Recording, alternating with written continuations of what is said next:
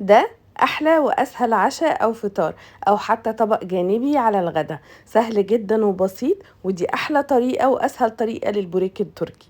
ولو اول مرة بتشوفوني ما تنسوش تعملوا فولو وسبسكرايب للقناة. ويلا نبدأ وصفتنا النهاردة. دي الصينية اللي هدخلها فيها الفرن. حطيت فيها الاول ورق زبدة، وبعد كده هبدأ افرده طبعا كويس جدا، وبعد كده هبدأ احط فيه الجلاش. انا النهاردة استخدمت لفة من الجلاش المصري العادي بتاعنا. اهم حاجة ان احنا نفرد الجلاش ورقة ورقة او طبقة طبقة، وبعد كده نحطها بشكل عشوائي بالشكل ده، ونزق باقي الجلاش على جنب عشان ندي مساحة او مسافة ان الصوص او الخليط اللي هنعمله يوصل لكل الطبقات. بعد ما هرص رفة الجلاش بالشكل ده هسيبها على جنب. وهنا محضرة 2 بيضة، مش هستخدم غير 2 بيضة. اكيد هرش عليهم رشة من الفلفل الاسود، ممكن نضيف اي متبلات تانية بتحبوها. وهنظبط الملح، انا مش هستخدم غير ملح على البيض بس. ضيفوا طبعا الكمية اللي تحبوها، نص كوباية من الزبادي ونص كوباية من الحليب اللي هو اللبن العادي. وكمان بحب اضيف نص كوباية من كريمة الطبخ، وممكن نستبدلها باللبن اللي هو الحليب. وبعد كده هضيف نص كوباية من الزيت النباتي. انا بفضل الزيت، لو حابين زيت زيتون اوكي، ولو طبعا ممكن سمنة او زبدة.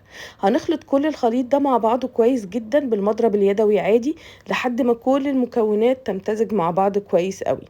وهي دي كل مكونات طبقنا النهاردة او صينيتنا النهاردة، سهلة جدا وبسيطة. بعد كده هناخد الخليط اللي احنا عملناه وهنوزعه على الصينية بتاعة الجلاش. مهم قوي توزيع الخليط كويس بحيث ان هو يوصل لكل الجلاش، وطبعا بالمعلقة كده او السباتولا نخلي الخليط يوصل لتحت كويس.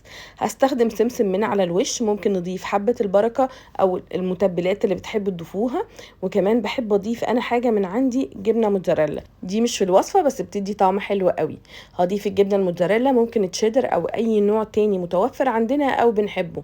وكمان ممكن نحط قطع من الجبنه الفيتا بين طبقات الجلاش كده او بين فواصل الجلاش. بعد كده بحب اضيف كمان زعتر من على الوش، زعتر مجفف، ممكن روزماري، ممكن بقدونس مجفف او عادي. ضيفوا الحاجه اللي بتحبوها. وبعد ما اخلص كده خلاص وصفتنا جاهزه تدخل الفرن.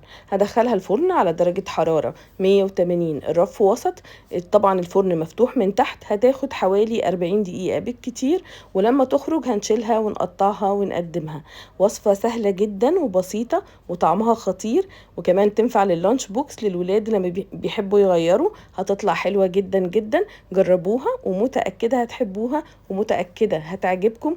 ومستنية كل تطبيقاتكم. قدموها مع زيتون وكوباية شاي، بتطلع خطيرة. لازم تجربوها. ولو عجبكم الفيديو ما تنسوش تعملوا لايك وشير لكل اللي بتحبوهم. يلا جربوها ومتأكدة هتعتمدوها على طول.